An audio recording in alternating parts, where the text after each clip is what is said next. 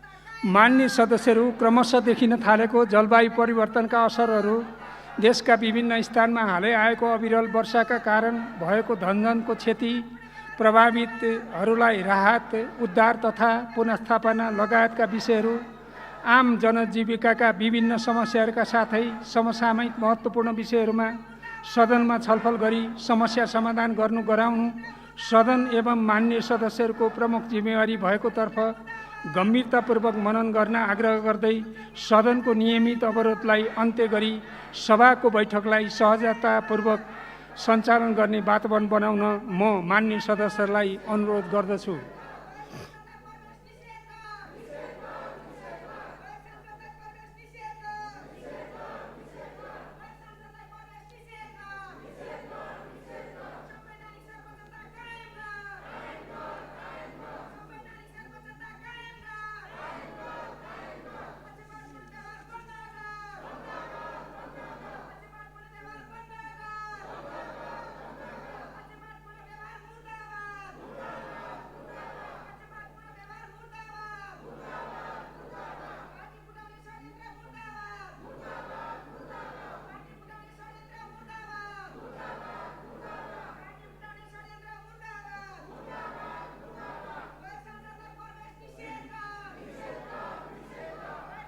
माननीय सदस्यहरू, सदनको नियमित अवरोधले सभाले सम्पादन गर्नुपर्ने महत्त्वपूर्ण कार्यहरू प्रभावित हुन पुगेका छन्।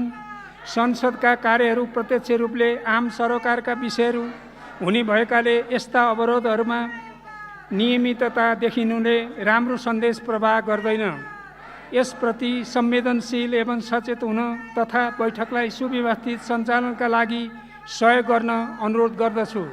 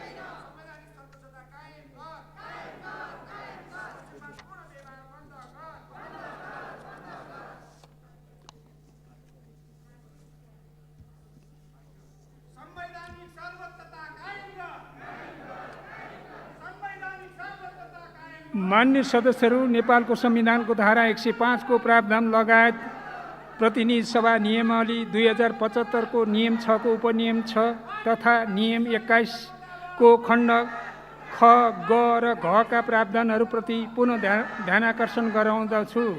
साथै आफ्ना कुरा विधि, पद्धति एवं प्रक्रिया सम्बद्ध रूपमा सदनमा राख्न तथा आफ्नो आसन ग्रहण गरी सभा सञ्चालनमा सहयोग पुर्याउन अनुरोध गर्दछु।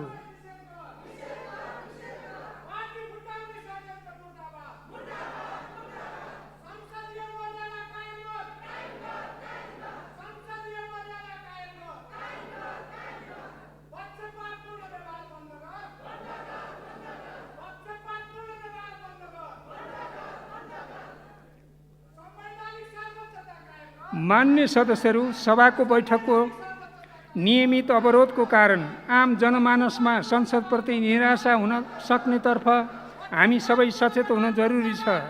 मान्य सदस्यहरूको रचनात्मक भूमिकाले नै संसदको प्रभावकारिता अभिवृद्धि हुन्छ भन्ने कुरामा म विश्वस्त छु। मान्य सदस्यहरूलाई पनि यस विषयमा मनन गर्न आग्रह गर्दछु।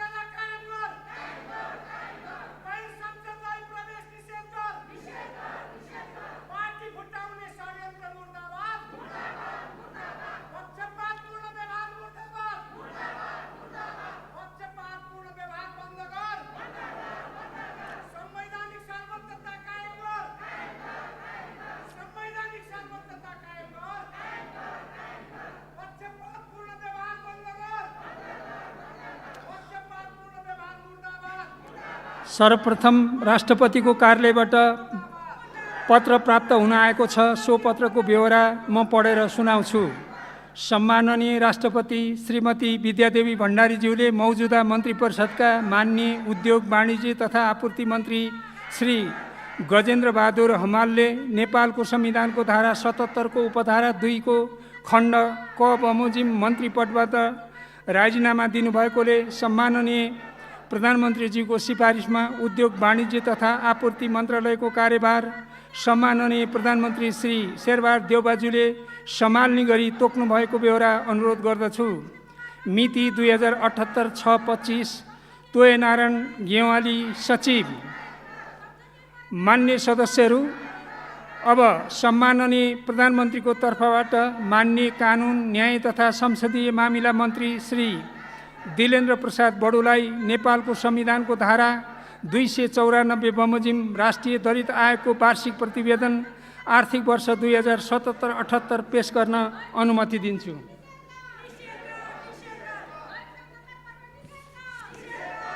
सम्माननीय सभामुख महोदयको अनुमतिले नेपालको संविधानको धारा 294 बमोजिम राष्ट्रिय दलित आयोगको वार्षिक प्रतिवेदन आर्थिक वर्ष 77-78 सदन समक्ष प्रस्तुत गर्दछु। धन्यवाद।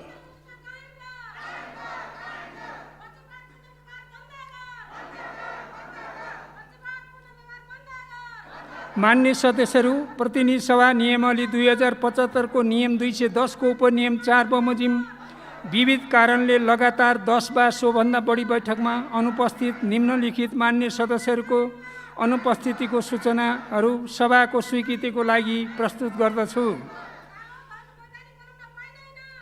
1. मान्य श्री झलनाथ खनाल 2078-5-23 देखि 2078-7-11 सम्म 13 बैठक बिरामी भई उपचाररत। 2. मान्य श्री कर्मा घरले 2078 2078-5-23 देखि 2078-7-11 सम्म 13 बैठक बिरामी भई विदेशमा उपचाररत। मान्य श्री प्रदीप गिरी 2078-5-23 देखि 13 बैठक बिरामी भई विदेशमा उपचाररत। 2078-7-11 सम्म उक्त अनुपस्थितिको सूचनालाई स्वीकृति जनाइदिन हुन अनुरोध गर्दछु।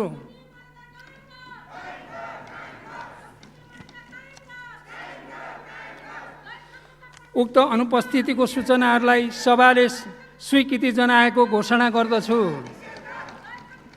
मान्य सदस्यहरू, अब अर्को बैठक 2078 साल कार्तिक 29 गते सोमबार दिनको 1 बजे बस्ने गरी यो बैठक स्थगित हुन्छ।